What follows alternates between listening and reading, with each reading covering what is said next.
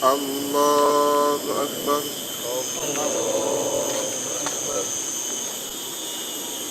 Benarkah tentara Imam Mahdi telah disiapkan? Sudah adakah para pasukan yang akan menyambut kedatangan sang Imam Mahdi? Apa dan bagaimana ciri-ciri tentara Imam Mahdi tersebut? Apakah Anda termasuk orang yang akan mendukung Imam Mahdi? Mari kita simak video ini sampai tuntas agar tidak menimbulkan kesalahpahaman. Sebelum kita mulai videonya, bantulah channel ini untuk berkembang. Silahkan berikan like dan subscribe Anda. Dengan memberikan like dan subscribe, Anda turut beramal dalam membumikan info dan berita Islami. Kami memohon kepada Allah agar Anda yang memberikan like dan subscribe masuk surga dan terhindar dari neraka. Yuk kita mulai videonya. Selamat datang kembali di Berita Islami Channel. Inilah channel tempat di mana kita bersama-sama menggali ilmu, memperkuat iman, dan mendekatkan diri kepada Allah Subhanahu wa Ta'ala. Salah satu tanda-tanda akhir zaman yaitu akan banyak terjadinya perang dan huru-hara di dunia.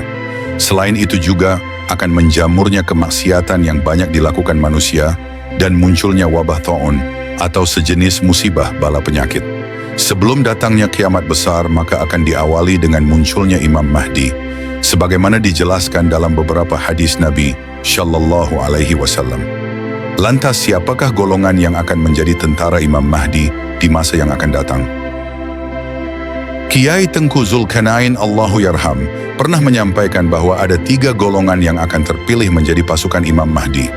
Di antaranya ialah yang pertama adalah ahli Al-Quran. Merekalah para pecinta sejati kitab suci, para penjaga kalam ilahi, para hafiz yang tak hanya menghafal, tapi menghidupkan Al-Quran dalam setiap detak nafasnya. Mereka bukan hanya membacanya, tetapi meresapinya, memaknainya, dan menjadikannya kompas dalam setiap langkah kehidupan. Kini, mari kita bertanya pada diri sendiri, dengan jujur dan penuh keberanian, apakah kita termasuk dalam golongan mulia ini?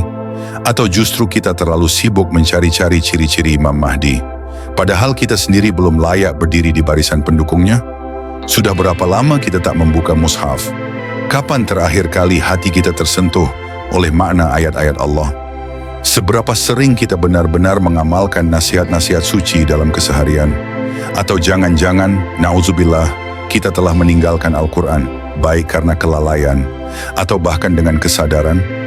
Melalui video ini, marilah kita merenung bersama bahwa para pendukung Imam Mahdi bukan orang biasa. Mereka adalah insan yang hatinya terpaut erat pada Al-Quran. Mereka hidup bersama Al-Quran, tidur dengan Al-Quran, bangun karena Al-Quran, dan bergerak di bawah cahayanya.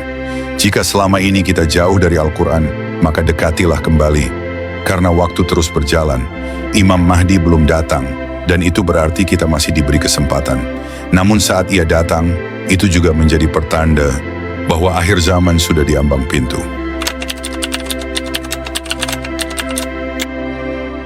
Yang kedua adalah ahli dakwah. Merekalah para penjaga cahaya, para penyeru kebenaran yang tak pernah lelah mengajak manusia kembali kepada Rabb-Nya.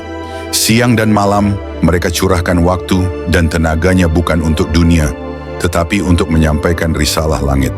Mereka memulai dari yang paling dekat, diri mereka sendiri. Dengan muhasabah yang mendalam, dengan tazkiyatun nafs yang tak henti-henti, mereka ajak hati mereka tunduk sebelum mengajak yang lain. Lalu mereka menebarkan dakwah ke dalam rumah tangganya, menjaga istri, suami, anak-anak dari fitnah Dajjal, dari api neraka yang menyala-nyala. Mereka bentuk keluarga yang kokoh, yang tahu arah, yang bernaung dalam ketakwaan. Kemudian mereka bangkit bersama masyarakat, mengubah cara pandang umat, menanamkan nilai Islam dalam setiap interaksi, dalam muamalah, dalam akhlak, dalam kehidupan sosial, hingga akhirnya mereka bercita-cita menata negeri. Sebuah negeri yang baldatun thayyibatun wa rabbun ghafur, negeri yang diberkahi dan dirahmati. Lalu, sudahkah kita menyentuh cermin dan bertanya, bagaimana hubungan kita dengan Allah? Sudahkah kita menjadi lentera dalam keluarga, atau justru menjadi bayangan gelap yang menyesatkan arah? Sudahkah kita menjadi panutan di tengah masyarakat, atau hanya menjadi suara yang diam dalam keramaian?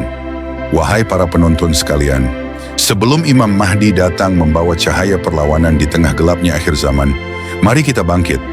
Mari kita isi waktu dengan dakwah, perbaiki diri, dan jadilah bagian dari pasukan cahaya sebelum semuanya terlambat.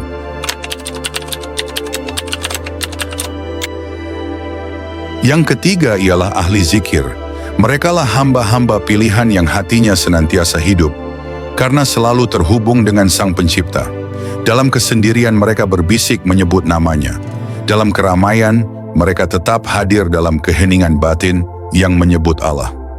Mereka bukan hanya mengingat Allah di lisan, tapi menghadirkannya di setiap gerak dan langkah.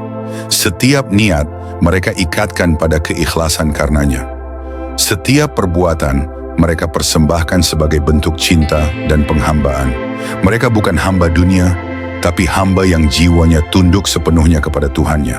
Hingga akhirnya mereka mencapai derajat ihsan, derajat agung yang membuat mereka hidup seakan-akan melihat Allah. Dan jika tak mampu melihatnya, mereka senantiasa sadar bahwa Allah selalu melihat mereka. Inilah mereka, ahli zikir sejati, yang tidak pernah lalai meski dunia terus menggoda, yang tidak pernah lupa meski ujian datang bertubi-tubi. Pertanyaannya, apakah hati kita juga masih hidup? Apakah kita masih punya waktu untuk menyebut namanya di sela hiruk-pikuk dunia?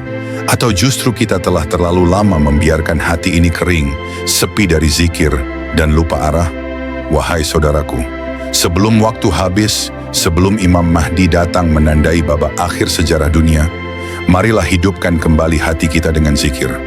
Jangan tunggu tenang untuk mengingat Allah, ingatlah Allah, maka hatimu akan ditenangkan.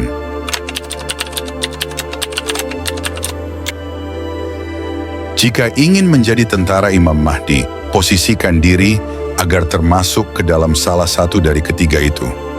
Kiai Tengku juga menjelaskan bahwa peperangan di akhir zaman nanti tidak membutuhkan kekuatan fisik yang kuat, tetapi membutuhkan kekuatan ruhaniah. Jangan berpikir bahwa berjuang untuk Islam yang nomor satu adalah kekuatan fisik, akan tetapi kekuatan ruhaniahlah yang paling diutamakan. Rasulullah Shallallahu Alaihi Wasallam pernah bersabda dalam sebuah hadits.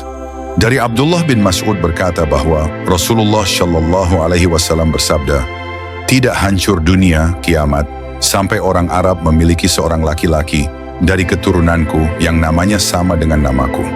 Hadis riwayat At-Tirmidzi. Imam Mahdi merupakan keturunan dari Rasulullah Shallallahu Alaihi Wasallam yang memiliki nama sama seperti baginda Nabi Shallallahu Alaihi Wasallam, yaitu Muhammad atau Ahmad. Imam Mahdi dengan Nabi Isa alaihi salam nantinya akan memimpin perang jihad mengejar dan membunuh Dajjal ketika berada di negeri Syam. Nah, itulah tadi ciri-ciri pasukan Imam Mahdi. Semoga kita terhindar dari segala fitnah akhir zaman. Namun bila mana takdir mengantarkan masa kita kepada zaman kemunculan Imam Mahdi, maka semoga kita termasuk menjadi golongan penolong Imam Mahdi. Jangan lupa untuk like dan subscribe video ini. Semoga Allah selalu melindungi kita semua.